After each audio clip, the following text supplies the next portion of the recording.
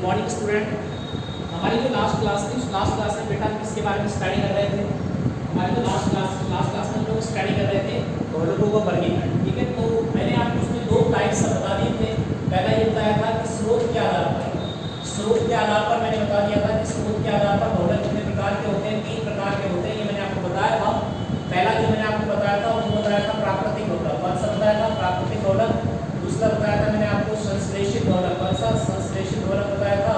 और तीसरा मैंने जो आपको बताया था वो बताया था अर्धसंश्लेषित बहुलक बताया था। कौन सा बताया था? अर्धसंश्लेषित।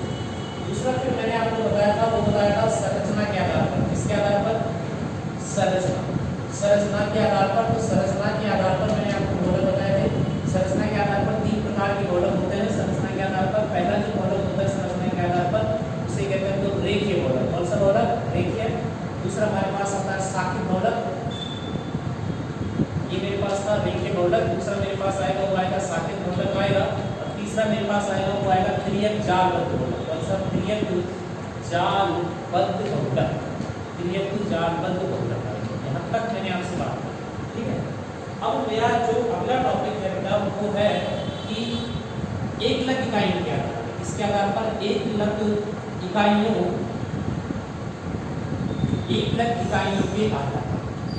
इकाइयों के आधार पर बहुलक कितने प्रकार के होते हैं? 2 प्रकार के होते हैं। एक होता है उसे कहते हैं समबहुलक। क्या कहते हैं उसे? समबहुलक कहते हैं। दूसरा जो होता है उसे कहा जाता है मतलब विषम बहुलक।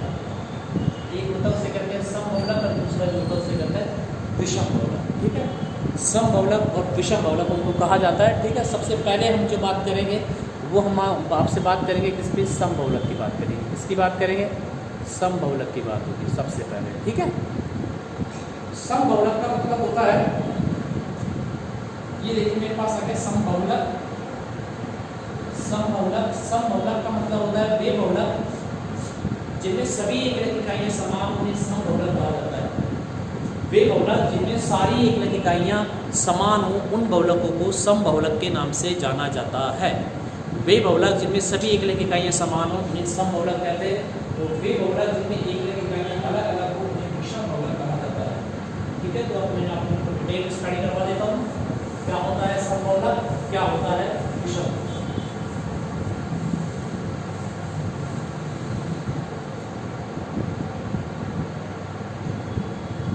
पहला पॉइंट है हमारे पास दैट इज वो है समबहुलक। समबहुलक का मतलब क्या होता है? वे बहुलक जिनमें सभी एकलक इकाइयां समान हो उन बहुलकों को समबहुलक कहा जाता है। वे बहुलक जिनमें सभी एकलक इकाइयां समान हो उन बहुलकों को हम समबहुलक के नाम से जानते हैं। ठीक है, इसका एग्जांपल है मेरे पास है पॉलीथीन। पॉलीथीन की अगर मैं बात करता हूँ तो ये देखिए ये मेरे पास है CH2 इसके कितने होंगे N। इसका मैंने क्या करवाया? इसका मैंने करवाया जैसा बहुलीकरण। जब इसका मैंने बहुलीकरण करवाया तो ये मेरे पास बन गया CH2 और ये CH2 और ये N। इसको मैंने नाम दिया सा पॉलीथीन। क्या नाम दिया मैंने इसे? पॉलीथीन। ये समबहुलक है। क्यों? क्योंकि इसमें सारी एकलक इकाइयां समान है, इसलिए इस बहुलक को मैंने नाम दिया है कि समबहुलक इसे कहा जाता है। ठीक है, इसी तरह मेरे पास देखिएगा, सपोज कीजिए मेरे पास है मैंने लिखा CH2 ये डबल बॉन्ड और ये CH, यहाँ मैंने लिखा C6 और H5। ठीक है, ये जो होता है इसका नाम होता है स्टाइलिन। क्या कहते हैं? स्टाइलिन कहते हैं। स्टाइलिन कहते हैं। इसके कितने होंगे? N। कितने होंगे? N। इसका बेटा हम अगर क्या करवाते हैं? इसका अगर हम बहुलीकरण करवाते हैं, जब हम इसका बहुलीकरण करवाएंगे तो यहाँ मेरे पास क्या जाएगा? CH2 ये CH। ठीक है बेटा, और यहाँ पर क्या जाएगा? C6 और H5 बन जाएगा। यहाँ क्या लगा देंगे? अब इस स्टाइलिन कहेंगे या पॉलीस्टाइलिन कहेंगे? क्या कहेंगे? पॉलीस्टाइरीन। सिर्फ पॉलीस्टाइरीन कहेंगे। अब मुझे बताइए समबहुलक होगा विषम बहुलक होगा? ये समबहुलक होंगे। समबहुलक इसलिए होंगे क्योंकि इनमें सभी एकलक इकाइयां समान हैं और जिन बहुलकों में सभी एकलक इकाइयां समान होती है उन बहुलकों को समबहुलक कहा जाता है। समबहुलक के बाद में आएगा दूसरा जो बहुलक आता है उसे हम कहते हैं विषम बहुलक। विषम बहुलक का एक और जो नाम होता है उसे हम कहते हैं सहबहुलक। क्या कहेंगे? सहबहुलक। विषम बहुलक का मतलब होता है इनमें एकलक इकाइयां एक से अधिक प्रकार की होती हैं। वे बहुलक जिनमें एकलक इकाइयां एक से अधिक प्रकार की होती हैं उन बहुलकों को विषम बहुलक के नाम से जाना जाता है। वे बहुलक जिनमें एकलक इकाइयाँ एक से अधिक प्रकार की हो, ऐसे बहुलकों को हम विषम बहुलक के नाम से जानते ऐसे बहुलकों को हम विषम बहुलक के नाम से जानते हैं। जिनमें एक से अधिक प्रकार के एकलक इकाइयाँ होती हैं, उन बहुलकों को हम विषम बहुलक के नाम से जानते। ठीक है, ये आपको पता होना चाहिए। जिनमें एक से अधिक प्रकार की एकलक इकाइयाँ होती है, उन बहुलकों को विषम बहुलक के नाम से जानते हैं। एग्जाम्पल मैं आपको बताऊँगा। जैसे मेरे पास है नायलॉन 66, ठीक है। देखो इसमें नायलॉन 66 क्या होता है, एक मेरे पास होता है हेक्सामेथिलीन डाई, ये मेरे पास है CH2, इसे मैथिलीन कहते हैं। ये कितनी बार 6 बार, तो ये हो जाएगा मैथिलीन या हेक्सामेथिलीन। यहाँ पर क्या आएगा N, इधर क्या आएगा H, इधर क्या आएगा H। यहाँ पर क्या आएगा N, इधर आएगा H, इधर आएगा H। इसका नाम क्या हो जाएगा, इसका नाम हो जाएगा हेक्सामेथिलीन, और ये अमीन हो जाएगा या डायमीन हो जाएगा, diamine, hexamethylene diamine, hexamethylene diamine हो जाएगा। एक हमारे पास हो जाएगा एडिनिकम, एडिनिकम का मतलब होता है COH और ये CH3, कितनी बार है, ये 4 बार है, और C डबल बॉन्ड और ये OH होता है। इस अम्ल को हम कहते हैं बेटा एडिपिक अम्ल कहते हैं। क्या कहते हैं, एडिपिक। इसके बेटा मैंने किरण लिए N, इसके भी किरण लूंगा N। यहाँ से आपका वाटर का मॉलिक्यूल मतलब जल के N और बाहर निकल जाएंगे। ये मेरे पास क्या हो जाएगा, यहाँ NH की वैलेंसी आएगी, तो यहाँ पर क्या आएगा CH2, यहाँ पर 6 लगेगा, तो यहाँ पर क्या आएगा ये NH आएगा, तो यहाँ पर क्या आएगा NH के बाद में ये मेरे पास आएगा C डबल बॉन्ड O, और ये CH2 की बार है, ये 4 बार, और C डबल बॉन्ड O आएगा, यहाँ पर N लगेगा। तो ये जो बहुलक होता है इसे कहा जाता है नायलॉन 66 कहते हैं। तो 6 कार्बन यहाँ पे, 4 कार्बन ये रहे, 5 रहे, इसको कहा जाता है नायलॉन 66। तो नायलॉन 66 जो होता है रेशा होता है। नायलॉन 66 क्या होता है बेटा, एक रेशा होता है। और नायलॉन 66 जो ये रेशा जो होता है ना, ये कहाँ कैसे क्या होता है, तो आपको ये पता होना चाहिए कि ये जो रेशा होता है नायलॉन 66, ये जो रेशा है नायलॉन 66 है ना, ये जो नायलॉन 66 नाम का जो रेशा है, ये न्यूयॉर्क और लंदन शहरों में खोजा गया।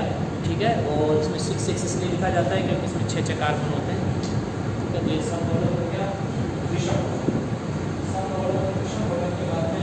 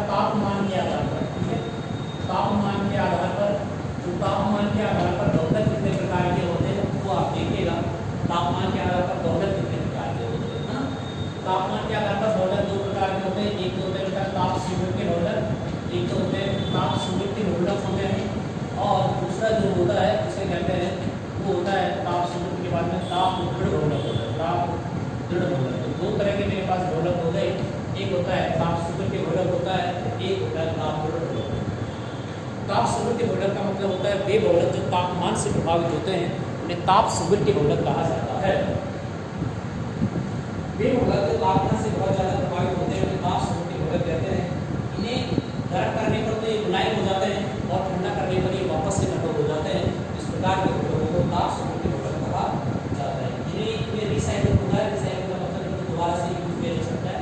जैसे पॉलीथीन, पॉलीथीन तापमान से प्रभावित होती है। पॉलीथीन PVC हो, PVC के पाइप से लीजिएगा, PVC के पाइप होते हैं, जैसे उनको गर्म करते हैं तो वो मेल्ट हो जाते हैं, मतलब पिघल जाते हैं, और जैसे ही आप क्या करते हैं तो ठंडा करते हैं तो वापस से कट हो जाते हैं। तो इस प्रकार के जो बहुलक होते हैं तो ताप सुगुल्य बहुलक कहा जाता है। उसके बाद में जो अपना बहुलक होता है वो आता है ताप बहुलक। इन बहुलकों में क्रॉस आबंध पाए जाते हैं, क्योंकि खास बात यह है कि इनमें क्रॉस आबंध पाए जाते हैं। क्रॉस आबंध पाए जाने की वजह से अत्यधिक कठोर होते हैं और ये तापमान से अप्रभावित रहते हैं।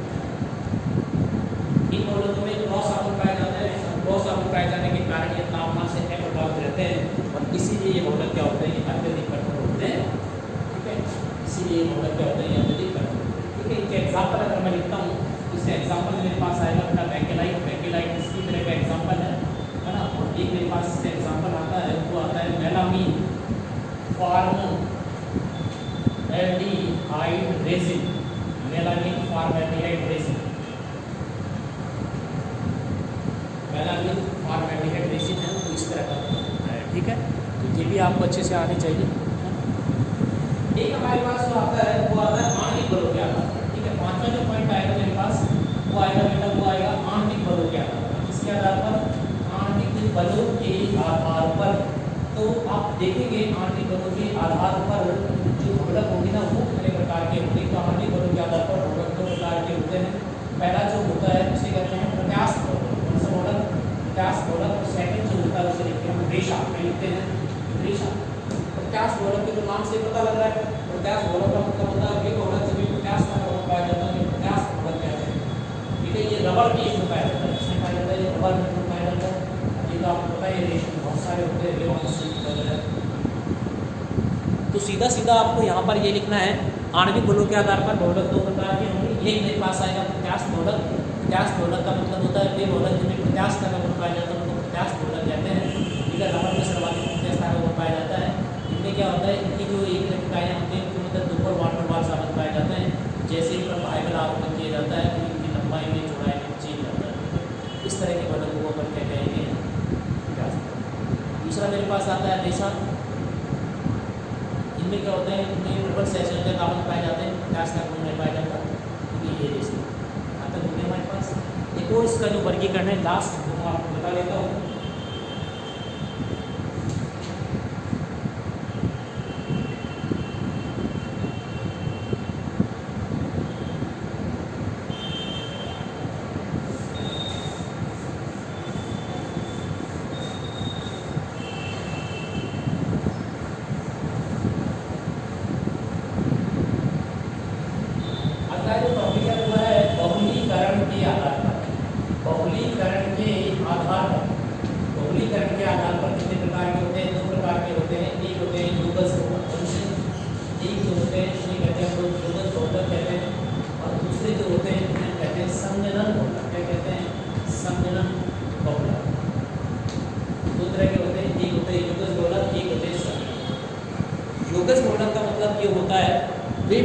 योगज बहुलक का मतलब होता है वे बहुलक जिनका निर्माण योगात्मक क्रियाविधि से होता है। वे बहुलक जिनका निर्माण योगात्मक क्रियाविधि से होता है।